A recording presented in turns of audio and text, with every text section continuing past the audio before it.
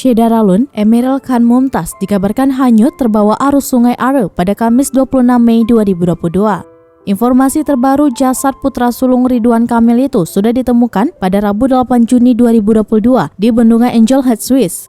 Kurang dari 3 pekan sebelum musibah menimpa keluarganya, Kang Emil sempat bertamu menemui Andi Sudirman di rumah jabatan Gubernur Sulawesi Selatan pada Sabtu 7 Mei 2022. Dalam pertemuan tersebut mereka berbincang terkait pembangunan dan pemanfaatan Masjid 99 Kubah Makassar. Kang Emil berharap masjid yang menjadi tempat ibadah ini juga dapat menjadi ikon di Kota Makassar dan menjadi kebanggaan masyarakat Sulawesi Selatan, khususnya Kota Makassar. Kabar baiknya, tahun ini masjid tersebut telah dimanfaatkan untuk kegiatan ibadah dan juga menjadi wisata religi bagi masyarakat. Seperti terlihat dalam tangkapan layar drone yang diunggah oleh akun YouTube Tribun Timur, kemegahan dan keindahan terpampang jelas dari segi arsitektur dan susunan 99 kubah yang menghiasi masjid ini. Masjid ini merupakan ikon baru di Kota Makassar dan Sulawesi Selatan yang didesain oleh Ridwan Kamil. Dibangun di atas kawasan reklamasi Pantai Losari atau CPI yang pembangunannya dimulai pada tanggal 1 Juni 2017.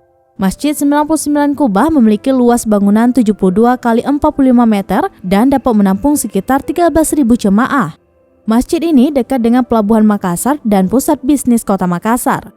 Di sekitaran masjid terdapat Taman Emi Sailan yang digagas BP Jamsostek. Dibangun di atas lahan 2,5 hektar, taman ini menyediakan fasilitas ruang terbuka hijau untuk umum yang digunakan sebagai tempat refreshing, jogging, dan tempat bersantai bersama keluarga. Masjid 99 Kubah ini merupakan simbol betapa taatnya Ridwan Kamil dan keluarga. Semoga Masjid 99 Kubah yang merupakan karya Ridwan Kamil ini menjadi hadiah untuk mengantarkan kepulangan Ananda Emeril Khan Mumtaz. Dikabarkan jasad Emeril akan tiba di Indonesia pada Minggu 12 Juni 2022.